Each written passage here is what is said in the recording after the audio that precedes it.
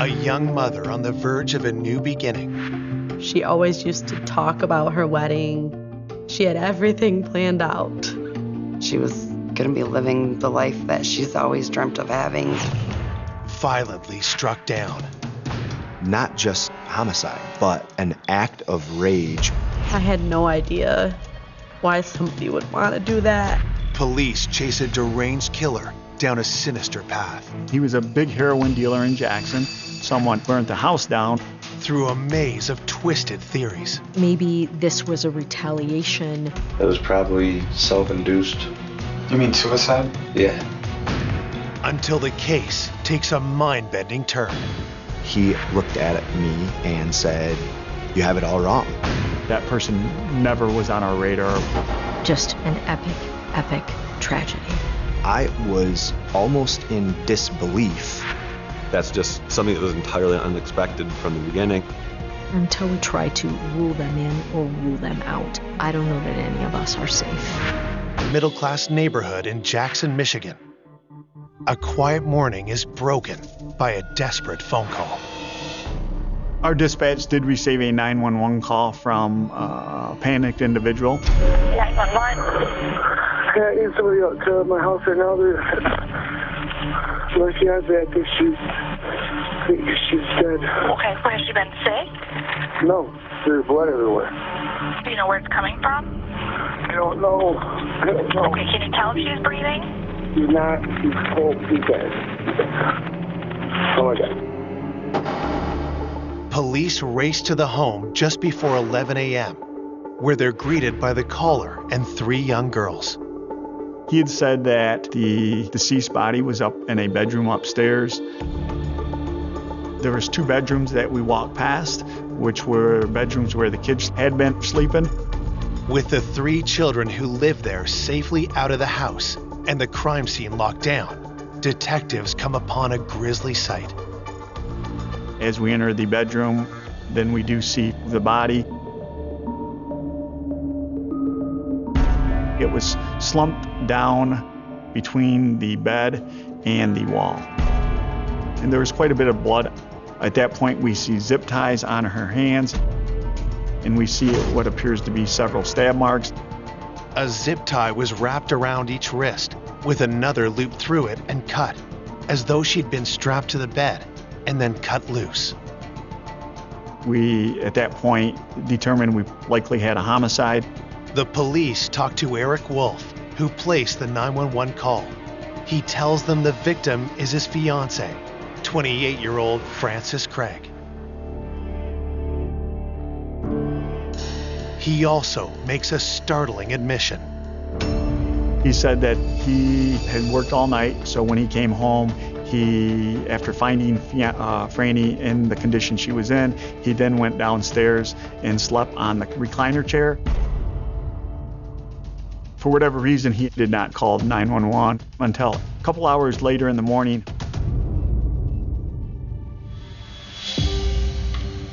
Frances's 2 daughters and Eric's little girl were all in the house at the time.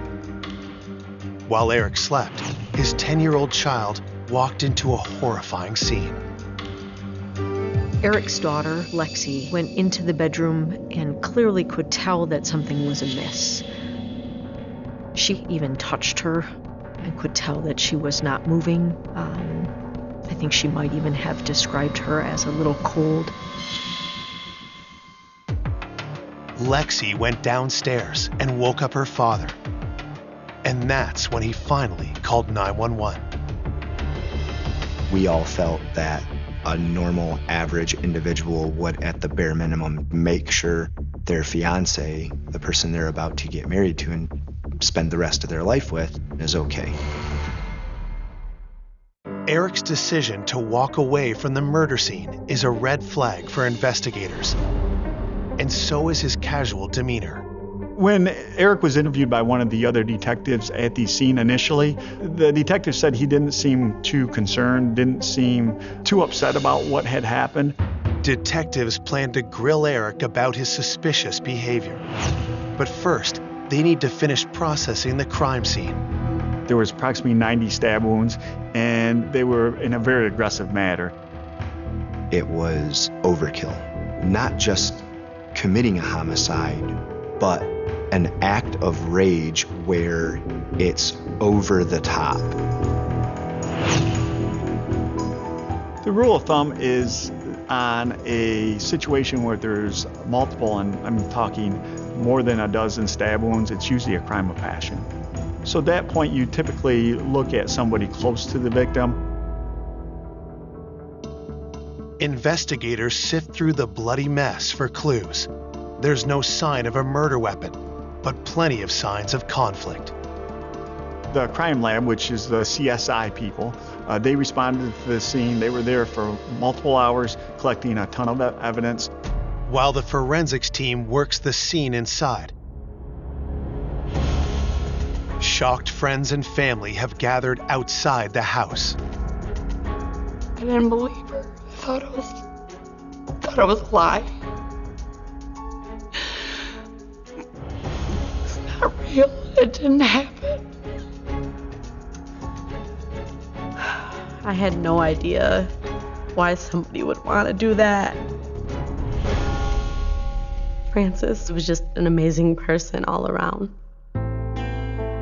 Frances and I worked together. We hung out outside of work together. We would hang out with our kids. Investigators learned that Frances had 2 daughters with an ex-boyfriend. The oldest is 5 years old, and the youngest is 3.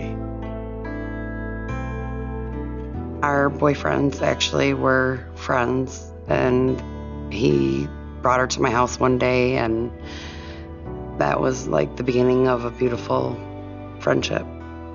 It felt like we've known each other for years. She's a wonderful, amazing mom, the best mom that I know. She was the best person I've ever met and known in my life.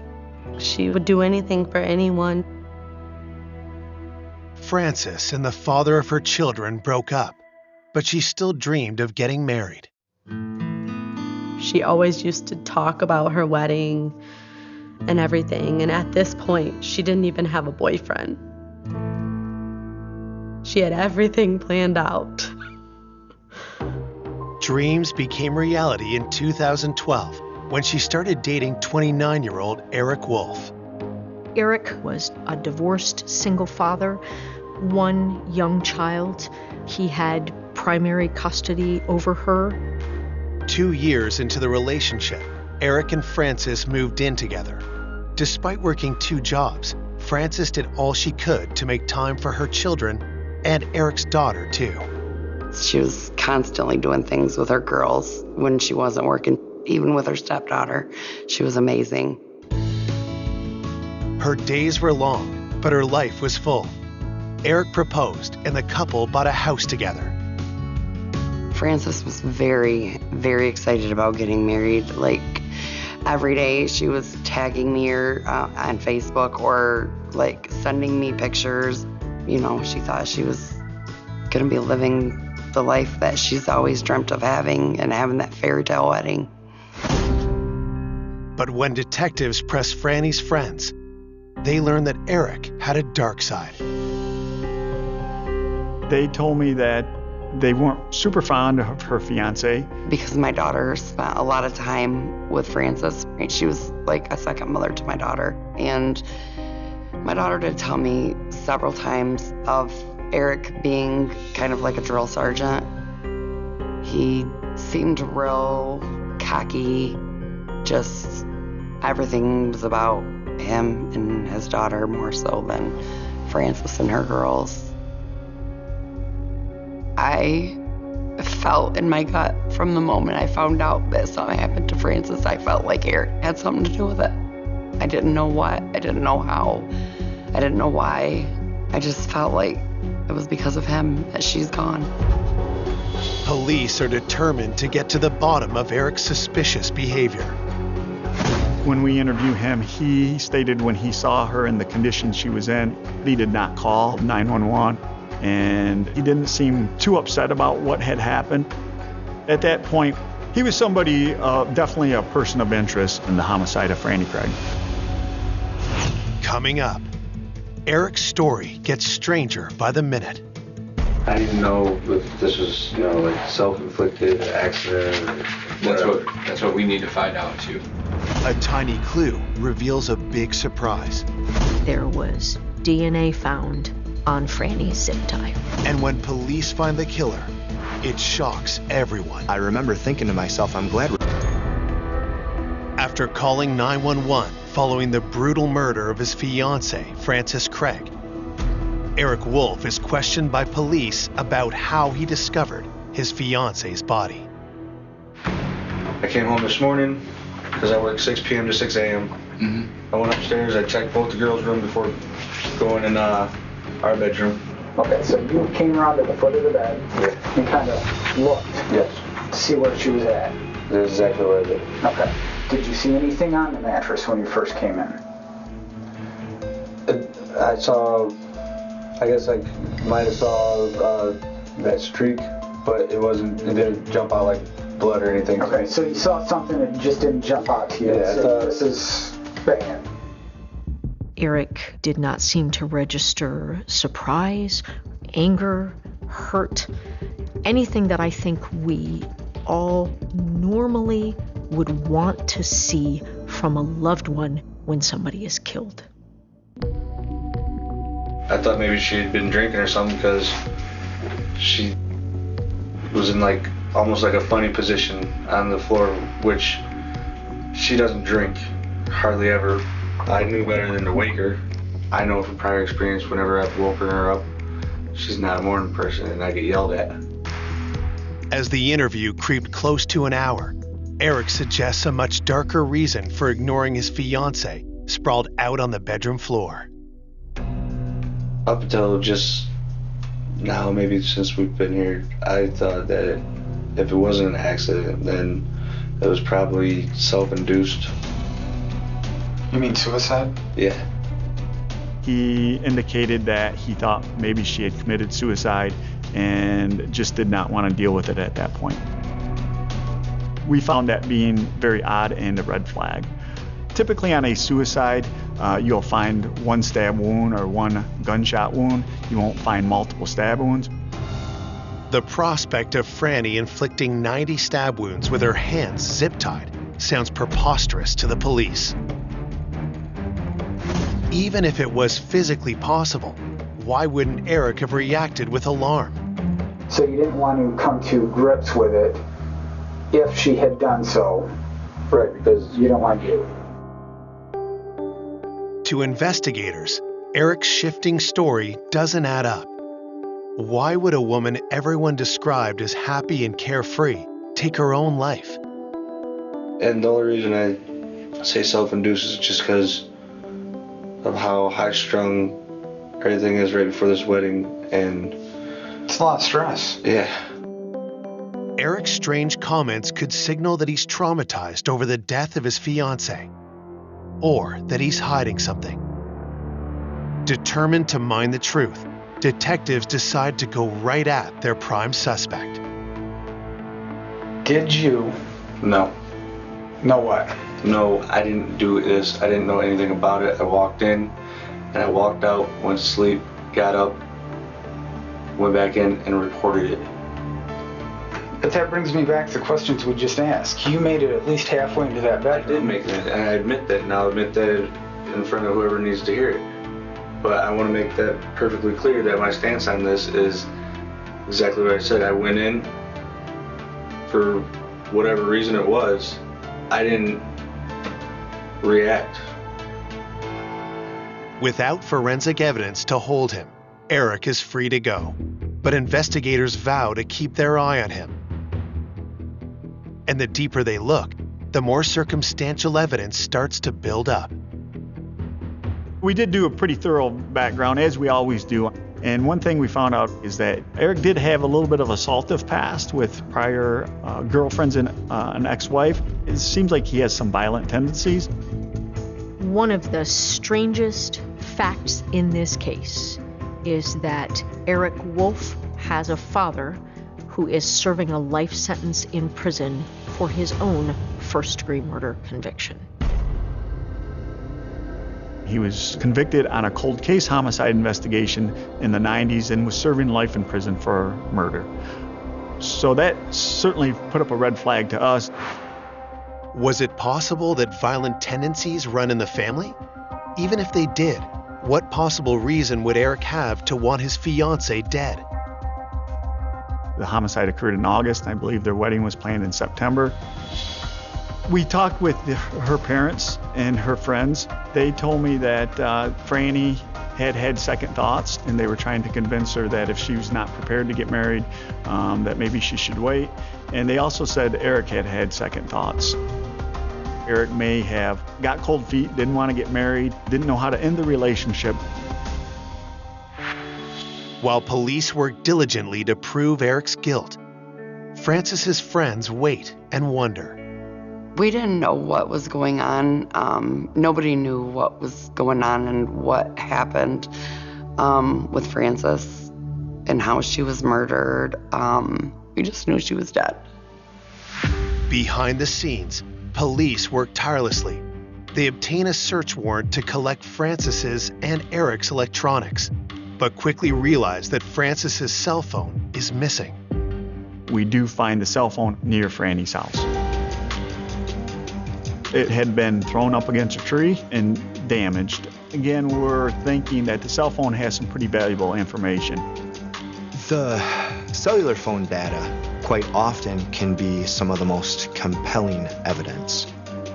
We were able to get the phone records, and nothing really stuck out as being her, Franny communicating with anybody that would give us suspicion.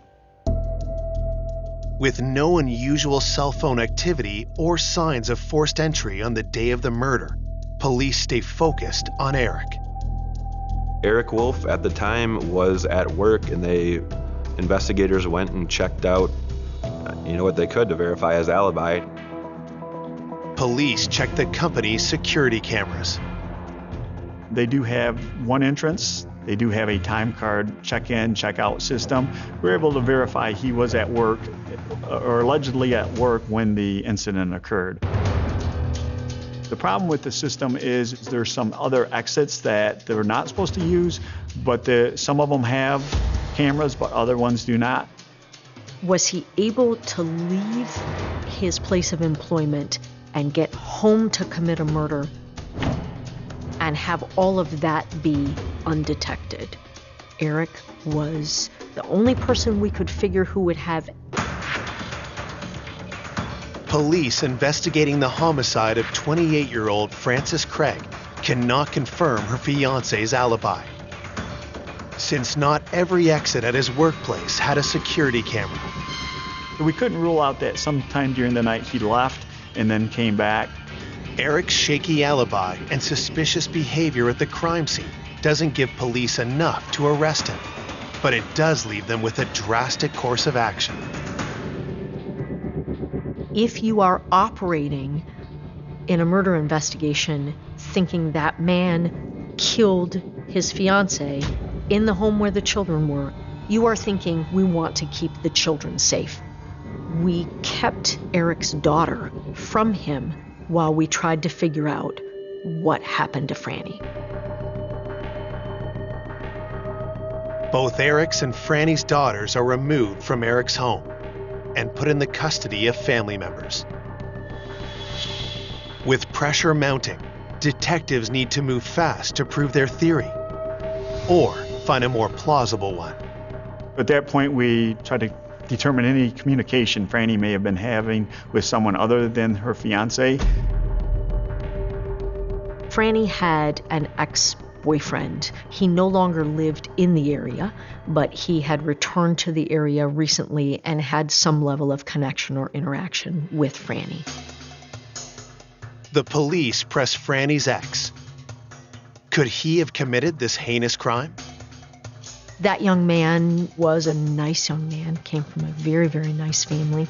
And he did have an alibi where he was at the time of the incident. We were able to verify that alibi, so we were able to eliminate him.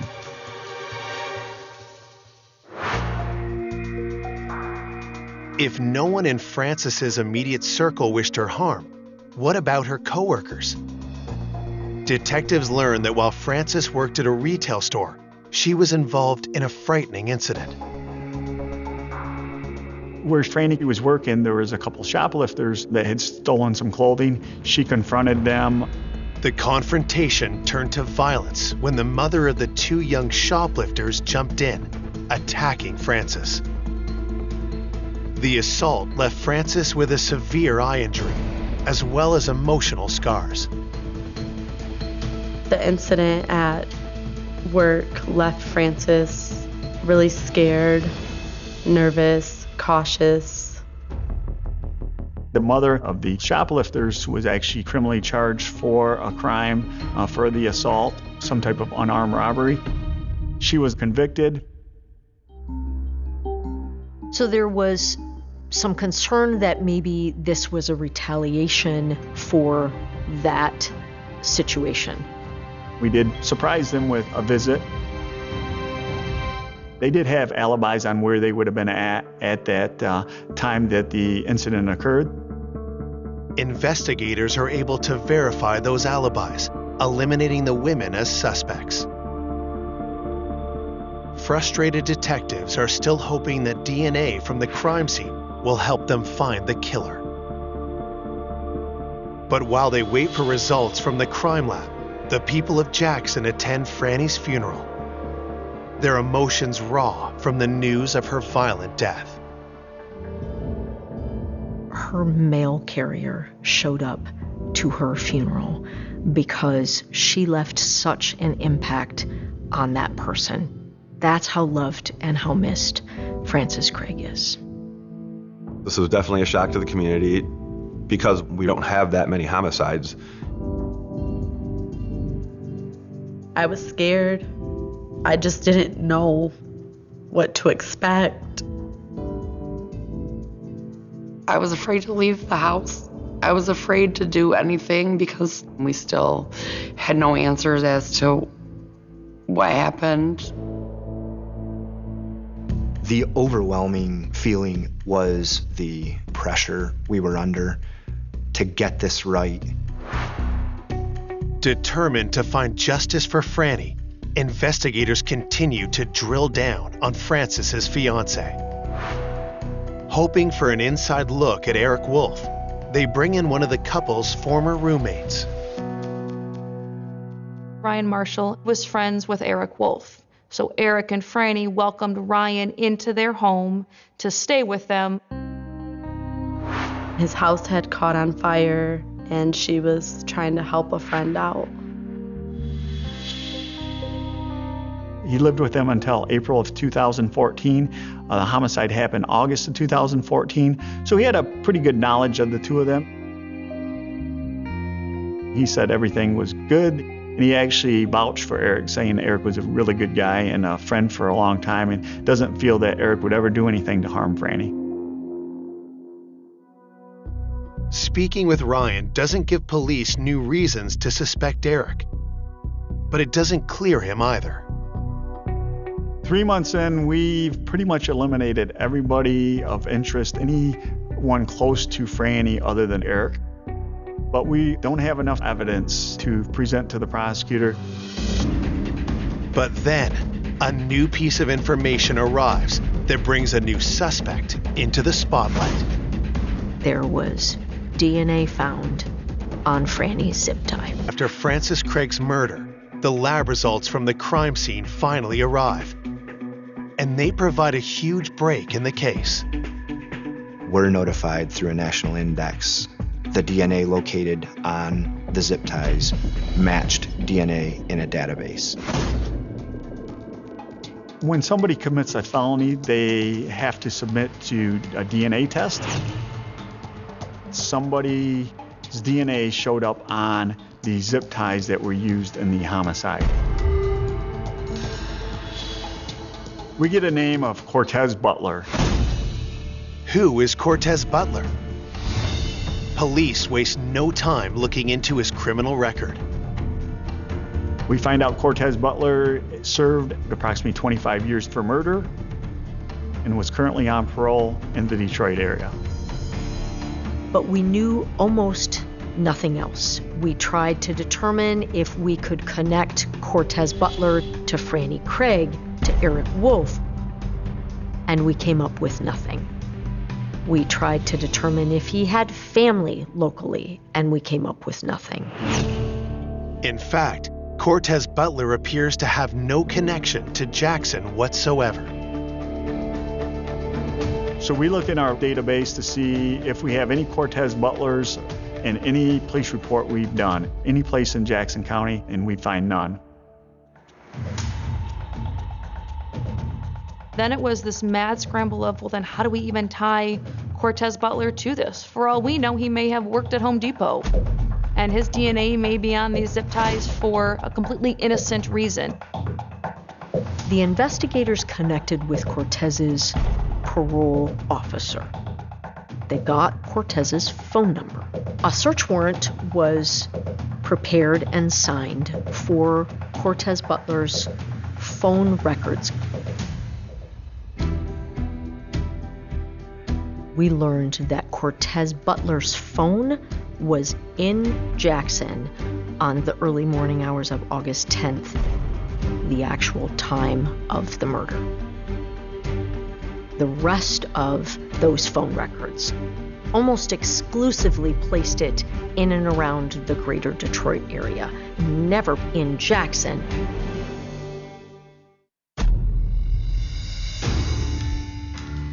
But what reason would Butler have to harm Franny?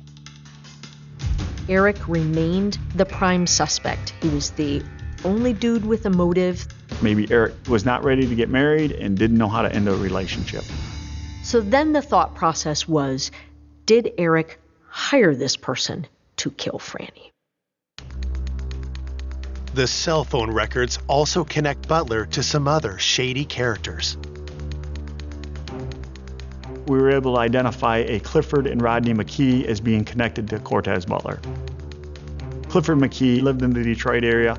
Clifford McKee was in prison for approximately 20 years for murder. We found out that Rodney McKee, he was a big heroin dealer in Jackson. We found out that he had committed an arson. The arson that Rodney McKee perpetrated was against Donna and Ryan Marshall. The police are stunned. Ryan Marshall is Eric Wolf's friend, the one who had been welcomed into Franny and Eric's home after his house burned down. But what kind of a connection could Ryan possibly have to a drug dealer like Rodney McKee? Ryan Marshall's mother had been a heroin dealer for Rodney McKee. But after months of dealing for Rodney, Ryan's mother decided she wanted out. Donna Marshall refused to sell heroin for Rodney McKee. Rodney didn't like to be told no. Ryan's mother, Donna, held her ground, but Rodney retaliated. Rodney McKee attempted to burn down a house with Ryan Marshall and his mother in it. Ryan witnessed it all. He then contacted police. What was the connection between Eric Wolf, Cortez Butler, the Marshalls, and a drug dealer from Detroit? Detectives knew there was only one person who could answer the question, and soon they'd have a chance to ask him face to face. Cortez Butler was arrested for yet another murder.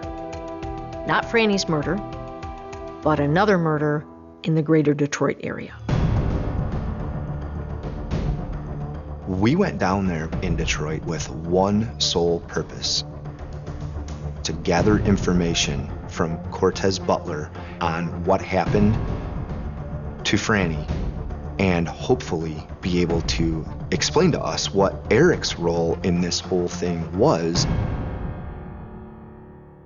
But Cortez said he wasn't going to talk without any kind of a deal. It was clear that whatever Cortez was going to say, it was not. investigators have DNA evidence and phone records that link convicted killer Cortez Butler to Francis Craig's murder. They arrange to talk to him while he's detained for an unrelated homicide. But he immediately tries to shut them down. Cortez said he wasn't going to talk without any kind of a deal. I said, no one is giving you any kind of a deal without anyone knowing what you have to say. Detectives press Butler hard until he finally agrees to talk. But only on one condition. Cortez very pointedly and specifically asked repeatedly to not have the interview recorded. If detectives agree not to record the interview, there's a chance Butler's testimony won't stand up in court. Still, with no other leads in the case, they decide to roll the dice. We were there interviewing Cortez in the first place because we need to find out Eric Wolf's involvement in this. And it was dire that we did so as the children were about to go back with Eric Wolf. The whole idea for that was to keep these kids safe. So the detectives tried to read him his rights. He didn't even want to be bothered with the rights. I know my rights. I think it was, bro, I know my rights, bro. Butler wastes no time getting right to the point. Cortez looked at me and said, "You have it all wrong." And I said, "Have what all wrong?" And he, at that time, let us know that Eric had absolutely nothing to do with this murder. He goes, "I don't know this dude you're talking about, know nothing about him. Just trust me, he was not involved in this whatsoever." The statement contradicts one of the investigators' strongest leads, but the next thing Butler says is even more explosive. Cortez identifies himself as the killer. I remember thinking to myself, I'm glad we're sitting down right now, because I was almost in disbelief. If Eric wasn't involved, why had this cold-blooded criminal murdered a woman to whom he had no obvious connection? It all went back to Rodney McKee's arson case. Rodney McKee attempted to burn down a house with Ryan Marshall and his mother in it. Ryan Marshall was a key witness in his arson case. He made some threats to Ryan that either he not agree to testify or he was going to be killed. Cortez told us that he had been hired by Rodney McKee to kill Ryan Marshall. First, Butler had to find Ryan, who was homeless because of the fire. So we found out from Cortez Butler that they had bad information. They had information that Ryan Marshall was living with Francis Craig and Eric Wolf. Cortez Butler entered Francis and Eric's house to kill someone who was no longer there. Franny wasn't even the intended target. Franny was as innocent of a victim as anybody could ever be. When he opened the door, he had made the decision that he was killing somebody while he was there. He doesn't have to force entry. He gets into the house. He noticed the bedrooms have some kids in it. He walks past them and he goes to Franny Craig's room.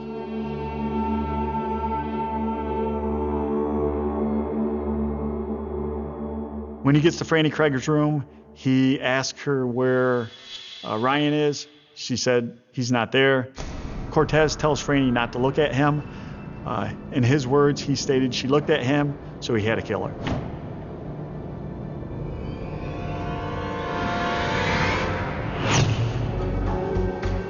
The horrific details that Cortez reveals next leave detectives with no doubt about the guilt of the man sitting across from them. He decided to bind her, trying to get information from her, but she would not cooperate. Cortez stabbed her multiple times. We will never know how long he took to torture her and butcher her. And it clearly took time and effort to stab and slice her in the manner that he did. She died in the service of keeping Ryan's identity and his location secret, and/or she quite frankly just didn't know. Cortez Butler's chilling confession is nothing short of a game changer, both for detectives and for Eric Wolf. It eliminated our hypothesis that Eric Wolf was responsible for Franny's death. Eric wasn't involved. He's an odd duck kind of guy. Eric was able to regain custody of his daughter. I took from this case that we can never jump to conclusions. I was pretty convinced that he did it. Not to the point that I could charge him, but I was pretty convinced I had the right person. Now that investigators do have the right person, they're determined to put Cortez Butler away for life. But all of that is in jeopardy. I didn't believe that Cortez's confession would be legally admissible in court because it wasn't recorded. And if Cortez Butler ever walked free again, I don't. After months of dead ends, investigators finally have a confession from Francis Craig's killer. But prosecutors are concerned that his testimony may not hold up in court. I was concerned that it would be legally inadmissible because it wasn't recorded. He was basically told, "We're not planning to use this in court against you." I was concerned that he had not been properly advised of his Miranda rights. But we still had his DNA on the zip ties and the cell phone records. So I kept thinking, and I finally got myself legally to a point where I was convinced that we need to give this a shot. In October of 2015, Cortez Butler is charged with Francis's murder. When the trial begins 6 months later, Butler appears relaxed, almost giddy. Cortez really seemed to thrive in that trial atmosphere. He would seek out cameras and smile at them, give them this big, full teeth smile. He wanted to fight just because he could. He wanted to run the show just because he could. But that's just a warm-up for the verbal assault he launches into when he takes the stand. Cortez Butler was a monster at that trial. He bragged on how many bodies he had. It was unbearable. Butler gleefully describes his murderous past in gory detail. But when asked about killing Francis, he fiercely denies it. He clearly was so excited to say why he didn't commit this murder because he pleads to all of his murders, and he clearly didn't commit this one because he didn't plead to it. Butler also denies ever confessing to police. But in a victory for prosecutors, the judge allows detectives to testify about Butler's confession.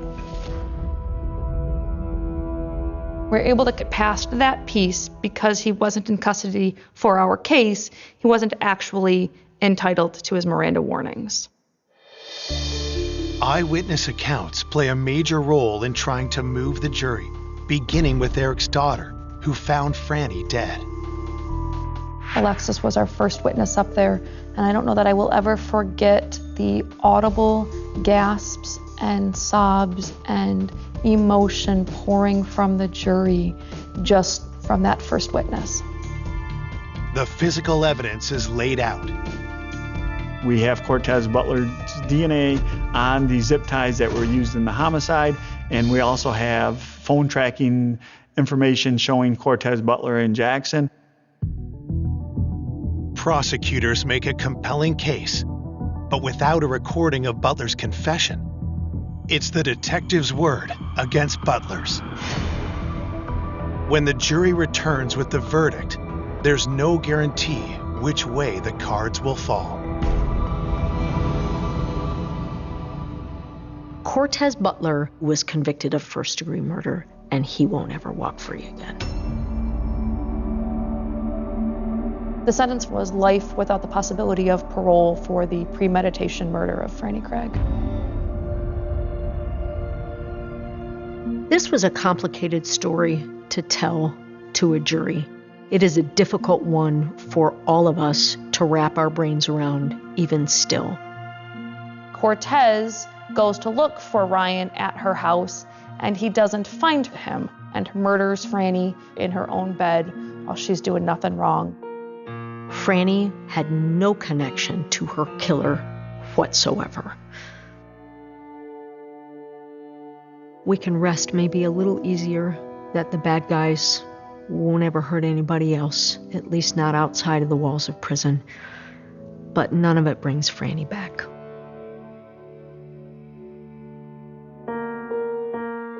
Today, Frances's two daughters live with their father. Those closest to Frances do everything they can to hold on to her memory. Franny's family, I know, they've been lost ever since. I've been lost ever since Frances has been murdered. I want people to remember how happy of a person she was, how generous, how nice and kind she was. I miss Frances so much, and there's not a day that goes by that I do not think about her. In Fairfax County, Virginia, police find a decomposed body, but have no report of a crime. In Fort Myers, Florida, a killer confesses to a grisly crime, but the police cannot find a body. A serial killer may go free unless police find the evidence to put him behind bars.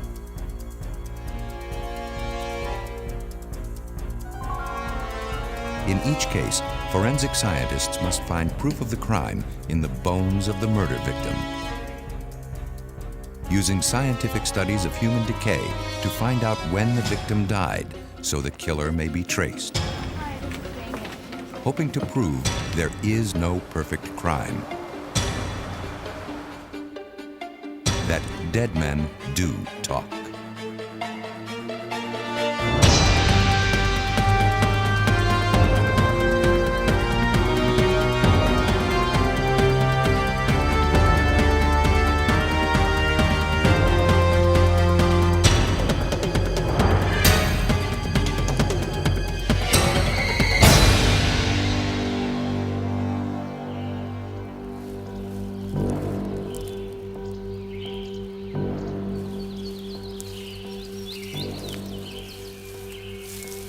December 1993.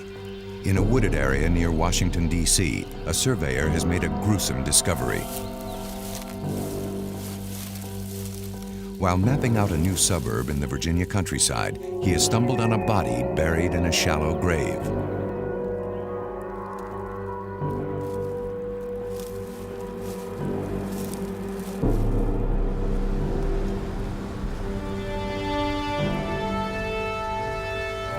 Officers from the Fairfax County Police Department arrive at the secluded area where the body had been found.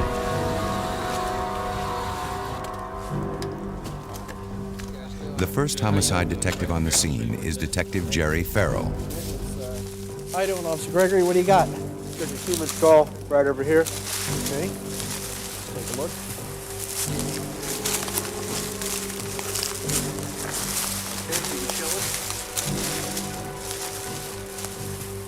The police assume it's a homicide.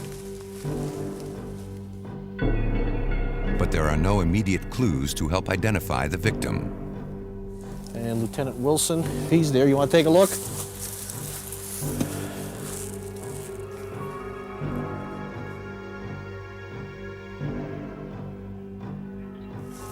What you're going to need is start mapping out the area. Secure this area here, and then we're going to need at least 50-foot area perimeter set up around this one. The team of investigators will search a wide area. Scavengers have dragged parts of the body away.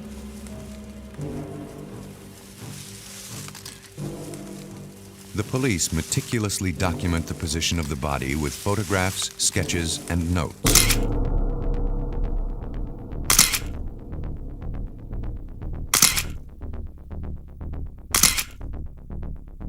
Detective Dennis Wilson heads the cold case squad, investigating crimes where the trail of evidence has gone cold. In such cases, every clue, every piece of evidence, no matter how small, may be the key to solving the crime. Involved in the murders of a couple of prostitutes in an adjoining county. How many core samples do you From think we're bits going of to need? clothing and hair, detectives Wilson and Farrell are fairly sure the victim is a woman. Since decomposition often leaves fatty residues, the officers take soil samples near the body. Chemical analysis could help determine when the victim was buried. Well, you only have one chance at a crime scene, and you have to do it right the first time. So you slow things down at that point. There's no hurry. The body's obviously been there for some time. We're going to try to gather all the evidence we can and make sure we don't miss anything. There just may be one small little clue here that's going to lead to either her identity or the identity of the perpetrator.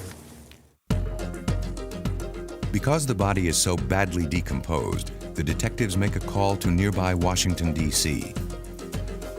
Dr. Douglas Owsley of the Smithsonian Institution is an anthropologist whose specialty is identifying human remains, from soldiers who died in the Civil War to the modern-day victims of homicide. He has testified in many criminal trials as a forensic scientist. Forensic meaning science used as proof in a court of law. Receiving the call from the Fairfax County Police, he agrees to visit the site where the skeleton has been found. In the usual case, murder victims are assigned to medical examiners who dissect the body to find the cause of death.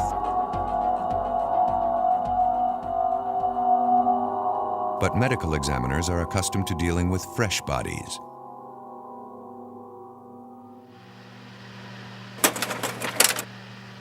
Here, only bones are left to tell the tale, requiring the special skills of the anthropologist. It takes 3 days of careful excavation to take the body from the ground.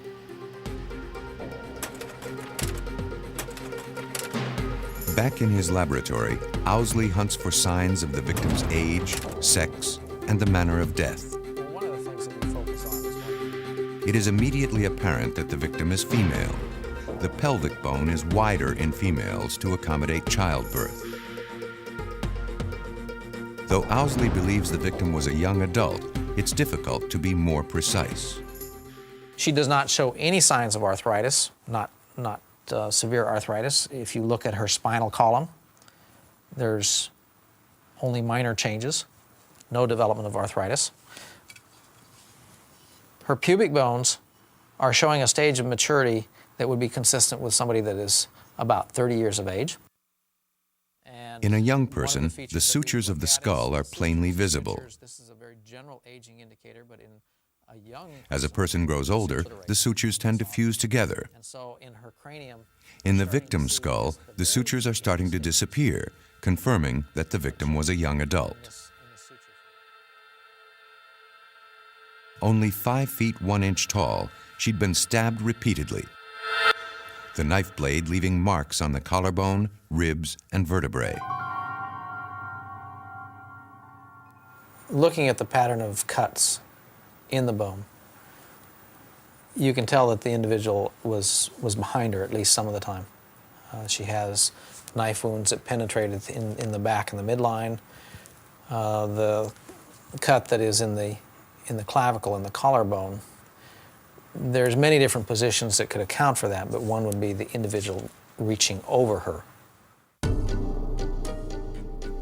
Attaching a name to the body will not be easy. To shed more light on this mysterious case, police must determine the identity of the victim.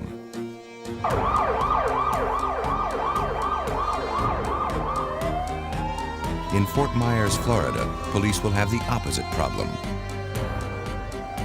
A crime without a body. 911, what is your emergency? Yeah. Okay, one moment, sir. Betty, I have a man on the phone advised he just murdered someone. In a police communications center in Fort Myers, Florida, a 911 call will lead to the discovery of a grisly crime dating to 1989. 911, what is your emergency? I'd like to report a homicide on Piney Road. Murder, where did it happen? I'm only calling in because I should confess to what I did. And you did it? Yeah. The caller reports a murder he has recently committed. Why did you do that? I don't know. That's normal everything. He says he's thought of turning himself in, but hasn't decided yet. Turn yourself in? I'm thinking about it. All right, are you going to wait there for us? The 911 call is traced to a shopping center phone booth. The operator tries to keep the killer on the line, while a message goes out to police units in the area. Lake County 211 1065, a possible signal 5 at Coral Gate Shopping Center. Orange Grove and Pondella. Orange Grove and Pondella. Officer Paul Rose monitors the call and finds no one at the shopping center phone booth where the call originated. But less than a mile from the shopping center, he has spotted a possible suspect.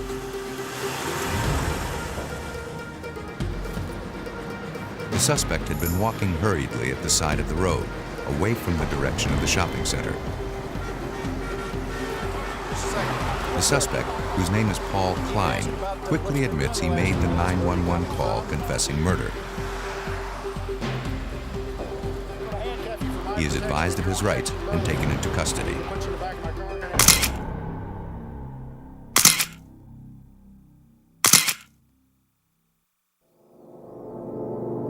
The previous night, he'd broken into a house and strangled an elderly woman on the couch where she lay. There is no sign of anything missing. Robbery had not been the motive. Lieutenant Jeff Taylor, entering the house, found the victim just as Klein had described her. But he would soon find out that she had not been Klein's first victim. Klein related to me that he heard voices, and the voices made him to become angry. And every time he became angry, he had to kill someone. And when he said that, it indicated to me that perhaps there were other victims also. And I asked him at that time if he had killed before, and he said yes, twice. Klein had murdered one other woman in a trailer some months before. But his first victim had been a friend named Danny Webster, killed a year and a half earlier in August 1989.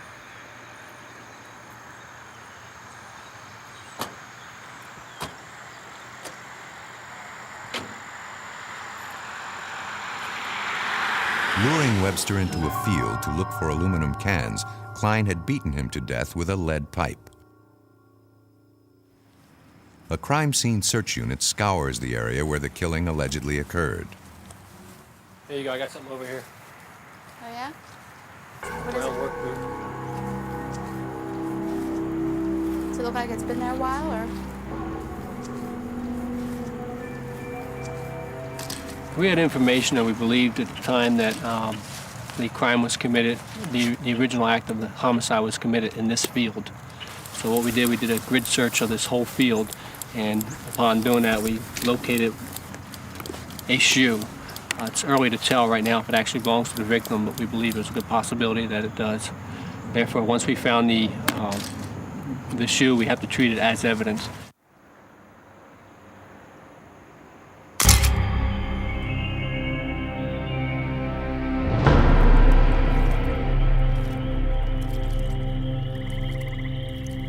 According to Klein's confession, he had returned to the scene of the crime 3 days after the murder.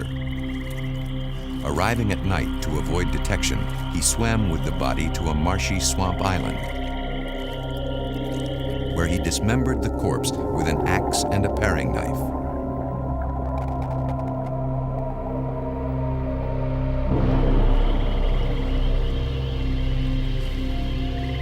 After disposing of Webster's body so thoroughly and getting away with his crime for a year and a half, Klein has now decided to confess.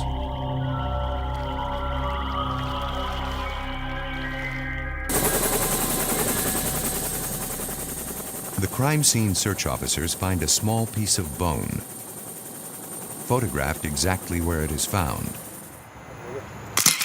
But they will not find a body.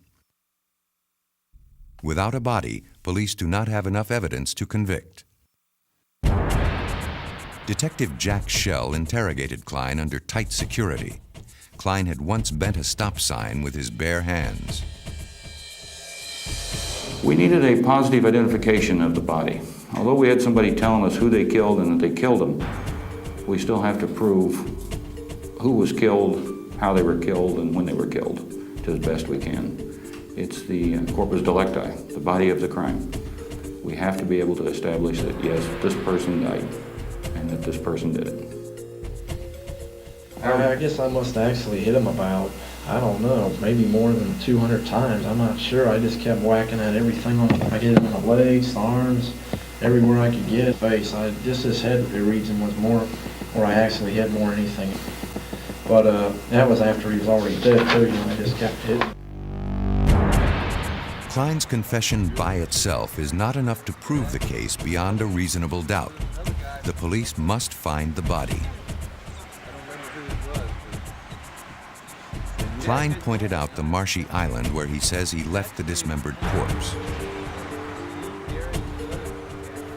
But even if police can find it, it will be hard to identify after a year and a half in the swamp.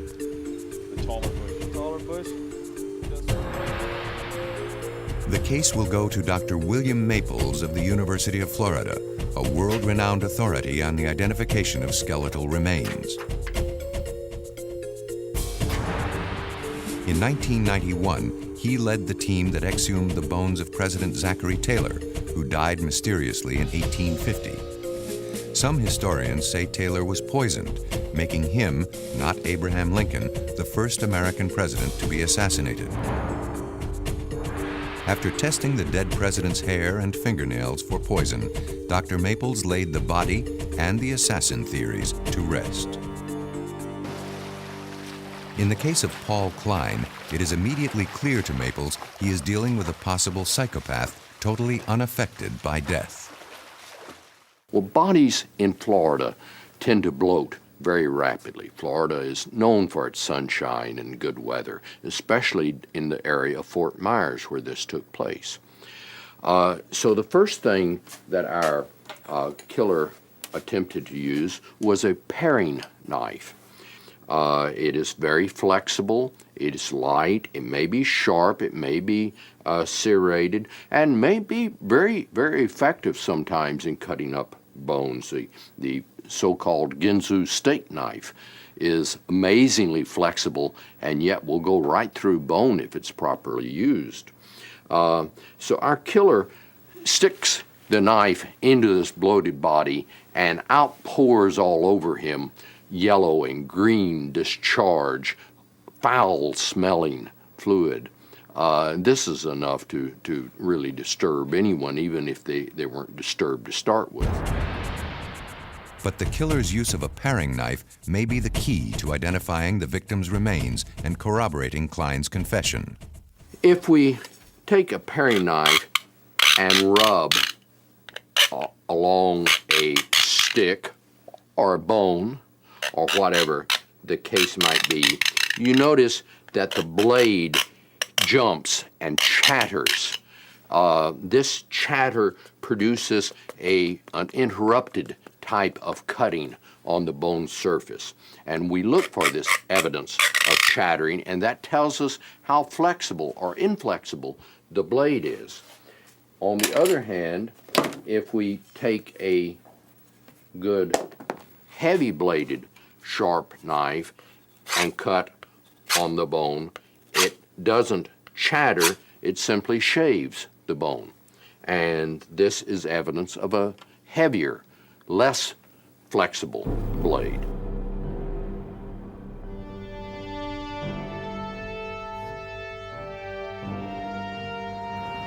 Crime scene search officers arrive at the island where Klein left the dismembered body.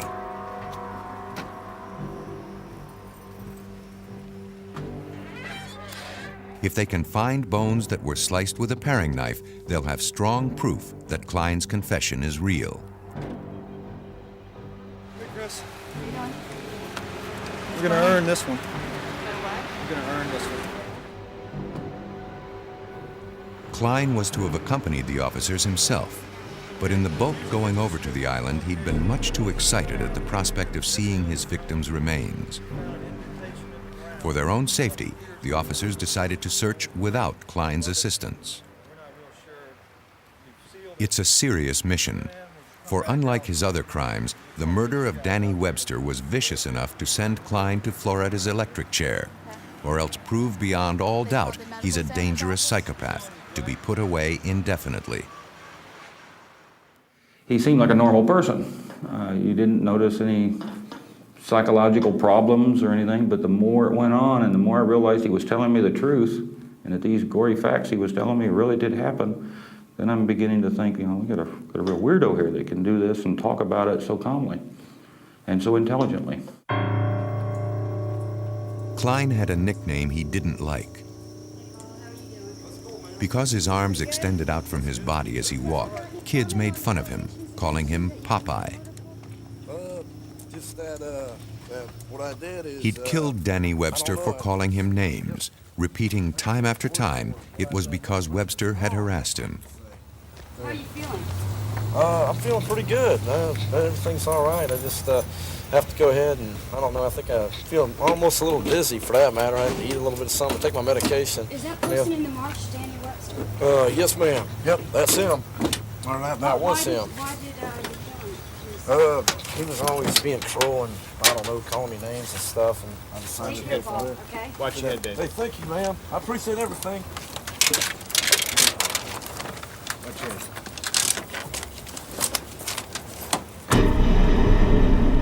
The island where Klein left the body is partially submerged and subject to changing tides. The logistics of finding evidence are very difficult.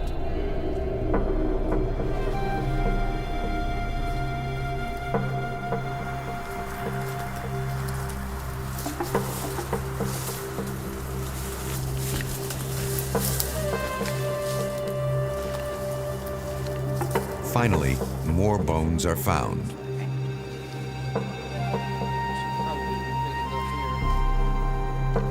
The body is in pieces, just as Klein had said.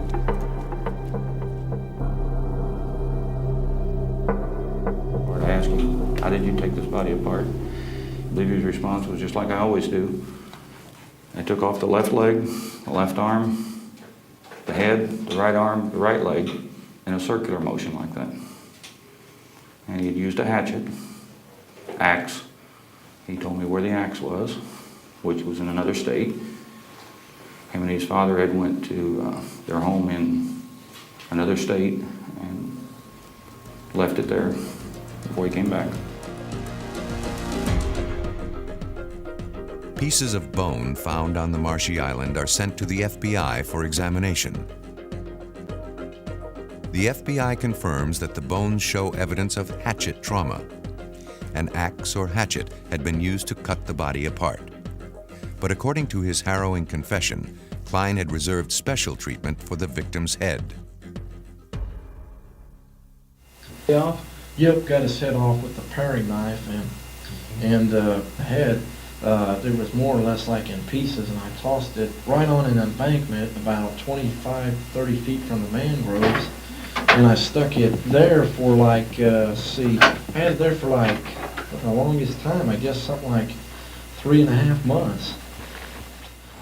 He told me that he took the head and kept it to come back and visit it. He would visit it every night and talk to it.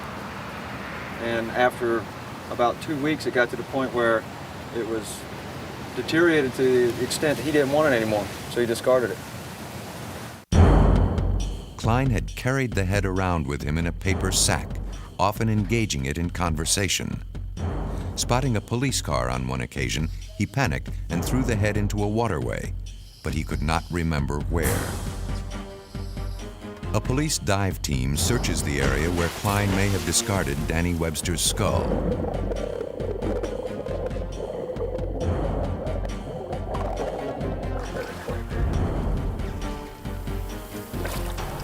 It is an area of murky waters, frequented by alligators. They find nothing but coconuts. Unless the head is found, it may be impossible to identify the remains as those of Danny Webster. Here, as in suburban Virginia, the police must team up with science to bring a killer to justice.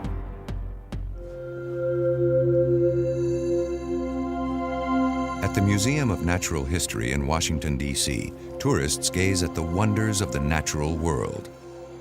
They are unaware that a few feet away, a storage area holds the unnatural work of a vicious killer.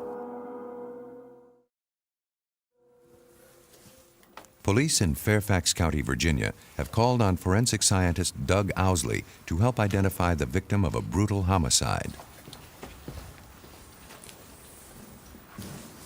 The body has decomposed. Only a skeleton remains. Owsley has determined that the victim was a female from 27 to 34 years old. She died from repeated stab wounds. But who is she and where did she come from? When you're working with police cases and working on problems of human identification, often when the remains come into the laboratory or when you're involved in the recovery, the identification follows very quickly. There's someone that's missing, there are records that can be obtained, dental records or medical records that you can compare against, and you can get that person identified within a very short period of time. Okay. All right. Well, if we can help, let's try. But police in Fairfax County have found no immediate links to a missing person. What's your phone number? Owsley will need every piece of evidence he can find to produce a life history of the victim, to be matched, hopefully, with someone who disappeared as many as 6 years before. Personal effects found with the victim are minimal. An inexpensive hair clip, a hair pick. Her blue jeans had rotted away. Her synthetic underwear remained. Lightweight sandals indicate that the crime was committed in warm weather. Her hair was a light brown color, as determined from analysis of hair found at the site. We know that her fingernails were painted from fingernails that were recovered at the site. It was a dark glossy pink in color. So there's a lot of details. On the earrings found near the body is a fragment of human tissue. The metal of the earring had protected it from bacterial decay. The earrings are included in sketches distributed nationwide. Slowly, painfully, the haunting details of the victim's life are coming into focus. In the spinal column are signs of trauma. Depressions in the vertebra are evidence that the discs between the vertebrae have herniated. The victim may have held a job that required heavy lifting. She'd once taken care of her teeth, but in the last years of her life had allowed them to decay. She had fillings on the front teeth to maintain her appearance, but 5 of her molars are missing. Black stains on the teeth are evidence the victim was probably a smoker. Overall, the impression that you would have, but it's an impression based not only on the dentition, but perhaps some of the things found with it, it would suggest that it was an individual that did not have a lot of money, that fairly limited financial resources.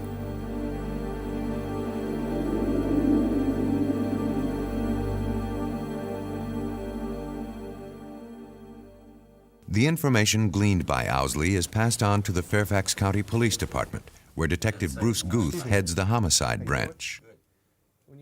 In our jurisdiction, many of the murders are committed by people who know the victim. In the normal case, once the victim is known, the police will talk to neighbors and relatives about the victim's lifestyle, who her friends were, and her enemies. A chain of evidence often will lead to the guilty party. In this case, we don't know the identity, so it makes it difficult to really go much further till we know who it is.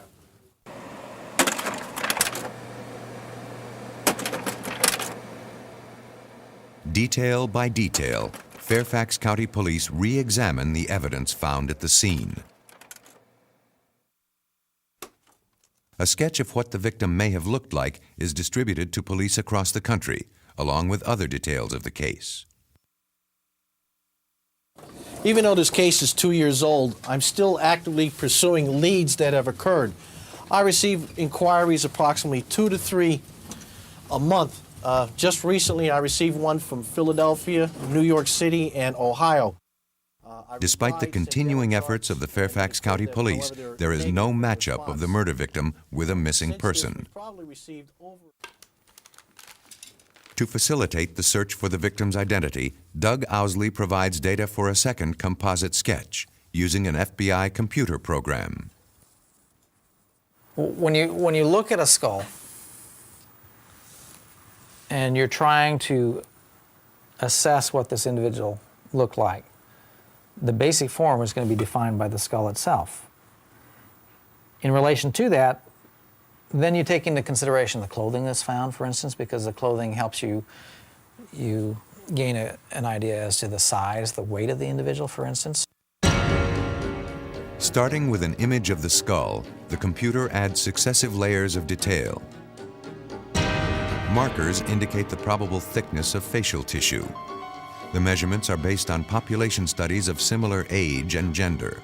Hair found at the scene, along with the plastic hair clip and hair pick, suggest a possible hairstyle. The victim had an overbite, a gap in her front teeth, and a cosmetic filling. Since these features would have been visible in life, the victim is shown smiling in the final illustration.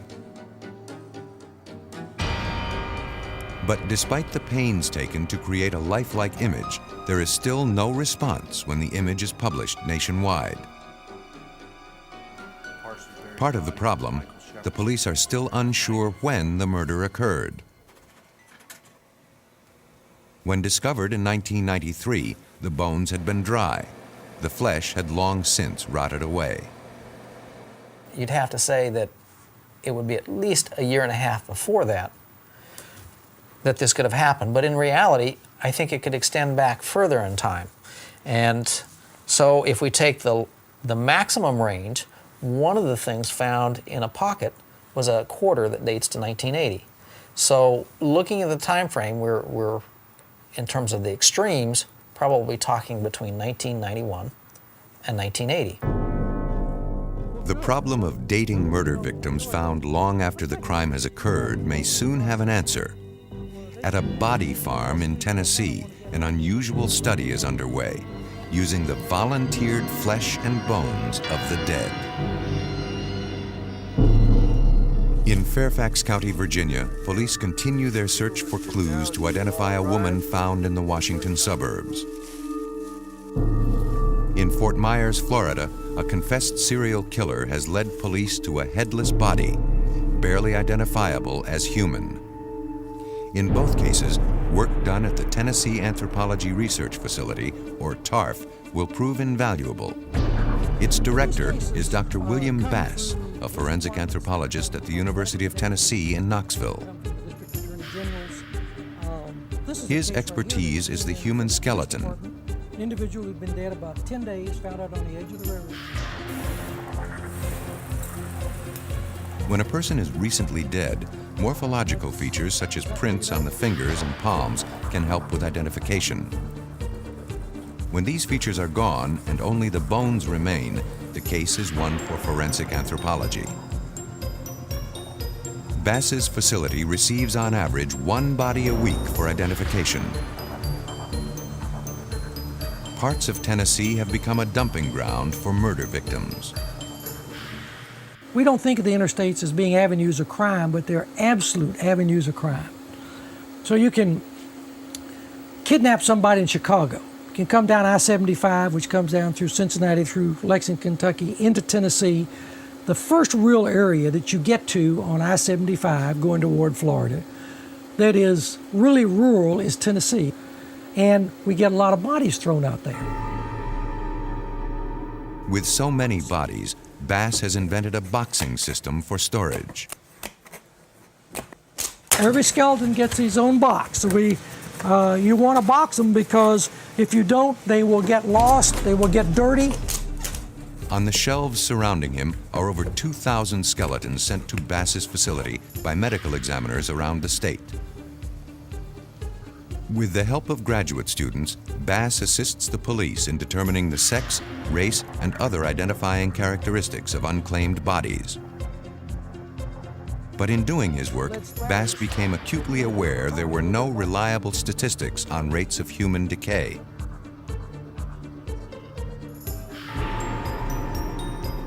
He established near Knoxville an outdoor preserve known informally as the Body Farm. Here, he has planted not living things, but dead.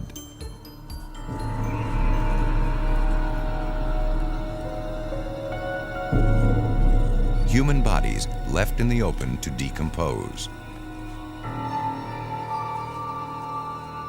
It's an experiment that will tell him how bodily decomposition is affected by weather, climate, and the degree of exposure to the elements.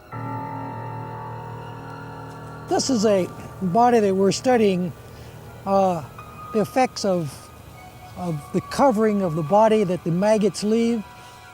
This body has been outside for a year. Maggots have eaten its inside away, but left some of the skin for protection. Maggots don't like sunlight, and what they do is they leave this as an umbrella to protect themselves from the sun.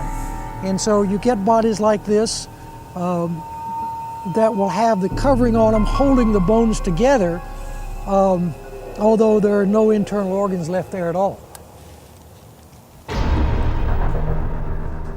The specimens used for Bass's experiments come from two basic sources: those who have donated their bodies to science and unclaimed bodies sent to the facility by medical examiners.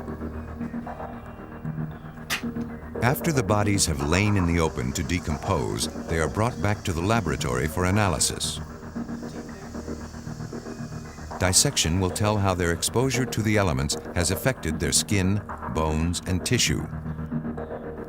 These statistics will then aid police departments in determining how long a newly discovered homicide victim has been dead. To keep out intruders with morbid curiosities, security guards keep the body farm under tight surveillance.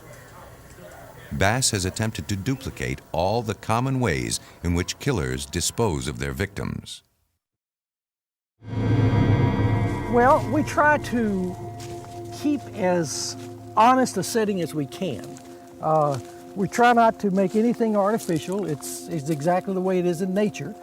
What we have here is an automobile that we have been looking at the decay rates of people in automobiles, both in the passenger compartment and in the trunk. A body placed in the trunk for observation has since been removed, but its byproducts remain.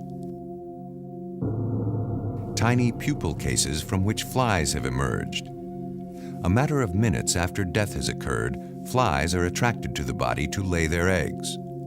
The eggs will hatch into larvae, or maggots, that feed on the decaying flesh before turning into flies. We can tell you that this individual has been in this trunk at least 21 days from the fly pupae that are present, from the pupil cases that are present here. In the back seat of the car, another body has been removed, again leaving a clue as to time of death. Hair mass. What's called the hair mass falls off a dead body after a week's time. Bass has found that in enclosed vehicles, the buildup of heat often accelerates the process of decomposition. last week, and I kind of want to get an idea of what they look like now. Some of the bodies have been dead only a week. Well, he hadn't gone very far. Well, they're both at about the same stage, aren't they? On that body. Others are much older. Well, there are some maggots right there, but that maggot is frozen. He's gotten away from the warmth of the body and didn't make it back to the body, so there are a couple right there.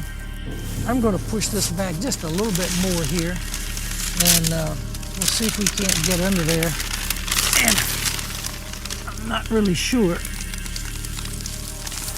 Well, you see, there are lots of maggots. See, there are hundreds and hundreds of maggots in there. And they are either slowed down, they're not doing much right now because it's so cold.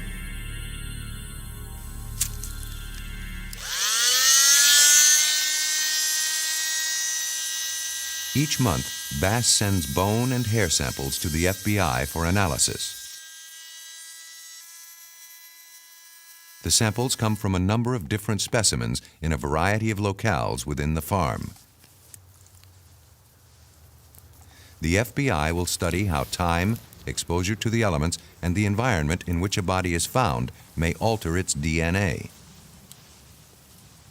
You can do DNA analysis on the maggots, and they will produce the same DNA.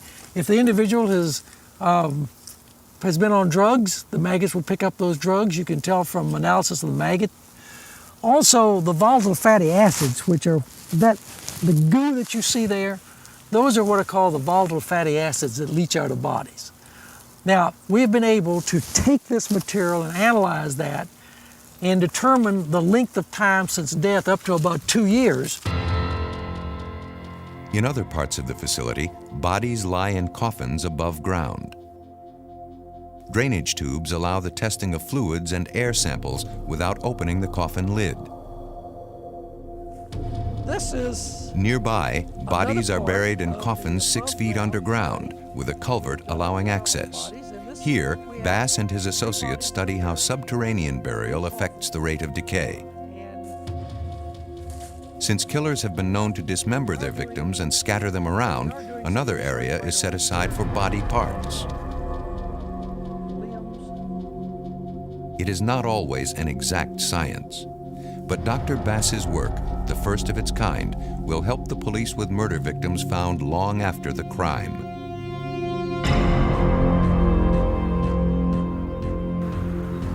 In the case of Danny Webster in Florida, police have only part of the body. The killer has done a thorough job of dismembering and scattering the remains. Filling in the grisly details of murder and mutilation will be the job of forensic science. At the Lee County Sheriff's Office in Fort Myers, Florida, Paul Klein has confessed to the murder of Danny Webster. But the killer has carved up the body and disposed of its head. The few bones found on a marshy island are 1.5 years old. It may be impossible to prove beyond a reasonable doubt they are the bones of Danny Webster. Klein had been relentless in attempting to conceal his crime. Before decapitating the body, he had pulled out the teeth, knowing they're often used to identify the victim. He explained that instead of digging a normal grave-type hole, that he dug a round hole as if to put trash or something in it. He set the victim down in it, buttocks first, and shoved him into the hole by his shoulders. When he didn't go in all the way, he jumped up and down on the body until he was able to get it deep enough into the hole that he thought he had it hidden. Then he pulled weeds and dirt over it and laid on his belly, and his words were, slithered back into the water like a big gator and swam back home. Is Klein a psychopath, or is he a man who has plotted and planned the perfect crime? Okay, a perfect crime. Let's think, how about Jimmy Hoffa? How far have we gotten on Jimmy Hoffa solving? We don't even know where he is. How can we solve the crime if we don't know where he is? You see, so somebody's already thought of this and said, you know, if you leave the body, it's a good chance you're going to be caught. because there's all these hair and fibers section of the FBI and the forensic anthropologists of the world all over. All my colleagues were out there trying to figure this out. But if you don't have a body, how do you know you've got a crime, you say? Detective Harry executed a search warrant at Klein's apartment. It was soon apparent Klein may have learned the techniques of killing from books. We found probably every true life murder story that was ever written, like Son of Sam, The Hillside Strangler. It was just book after book after book.